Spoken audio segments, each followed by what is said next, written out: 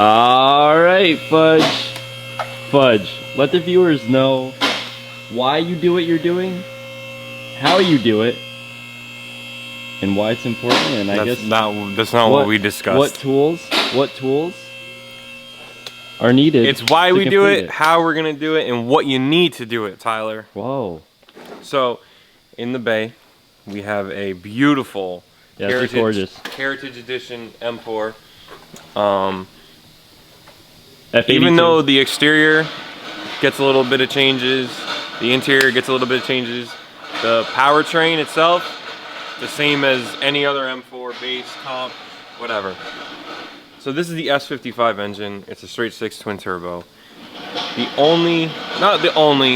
It's a great motor overall, but it has one problem, and it's this bad boy right here. So what this is this is your OEM crank hub with the oil drive gear and the timing chain gear. So the way it works is this gets bolted to the crankshaft, the snout of the crankshaft. You have your oil chain that goes around this one, spinning your oil chain, and you have this that goes up through to the timing gears, up here, the cam gears, and everything's moving. While this is spinning, everything's happy, right? We're all spinning as one unit. So the thing is that the only thing holding all this together, in essence, is this bolt. This bolt gets torqued to like an insane amount. It's pretty much 75 foot-pounds, and then you actually stretch it 270 degrees. Okay. You need an extremely large torque wrench. It has a lot of pressure on it, and they kind of bank on that, kind of holding it together. In between these, there's these friction discs, but the discs end up going bad. And then what'll end up happening is that this one usually doesn't happen, but the timing one will actually spin separate from the actual hub itself. And you'll end up with, when you pull these off, this one was okay, but when you pull these off, you'll see like marring marks on here, you'll see marks on here from it actually spinning.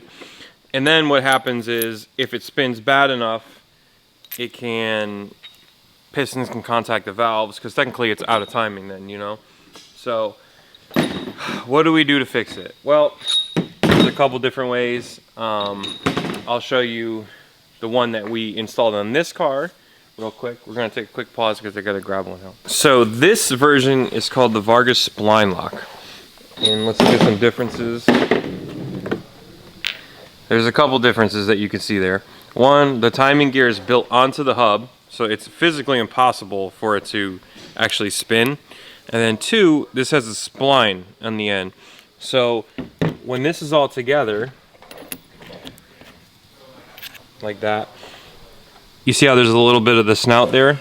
So that snout, when you're pressing the bolt in, is actually splining itself into the crank. So it's actually locking it here on top of the one piece up. So like, it's basically almost impossible for it to spin. Like, yep. There's no possible way. And then on top of that, you can add this piece, the crank bolt capture, which you can install on its own without doing the hub, in case you're worried about it, because what this does is that this plate will sit over this plate. So once everything's together, this plate will actually sit over the bolt like that. And then you can see, like, there's a bunch of different possibilities that you're just gonna end up with one that where all the bolts can go in, as you can see right there. Yep. So the other problem is that this bolt would actually loosen up. And once it loosens, there's nothing holding it. Once this is on there, there it is. And that's bolted to the hub.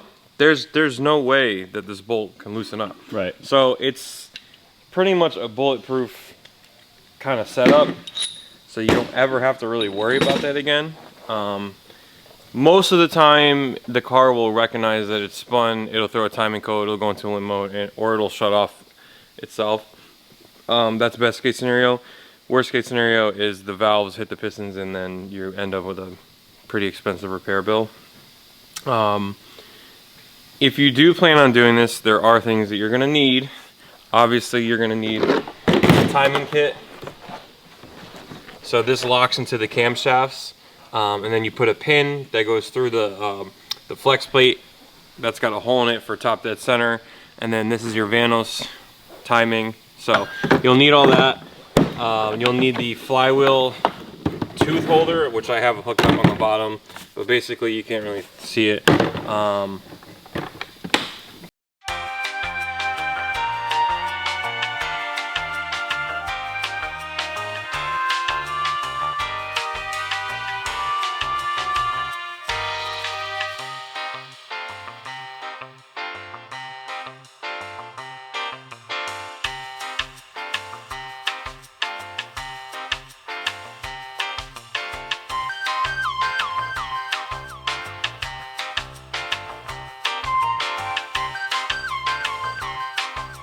Flywheel holder, so come around this way.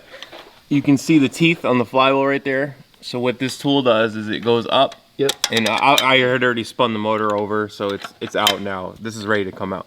But this will lock into those teeth right there, and then you lock this in place, and then it will allow you to loosen and tighten that crank bolt without worrying about bending something, snapping something, because when I tell you there's a lot of pressure on that crank bolt, I use a Porsche center lock torque wrench. It's probably about massive. that big. Yeah. So it's not easy. So our new one's installed here. You can see the snout of it right there. Yep. And we have the new front main seal. We have a new, cover access seal in there. And we do new guides, rails, tensioner, and all that stuff while you're in there, just because you might as well. This car's about almost 60K on it, and it was doing good.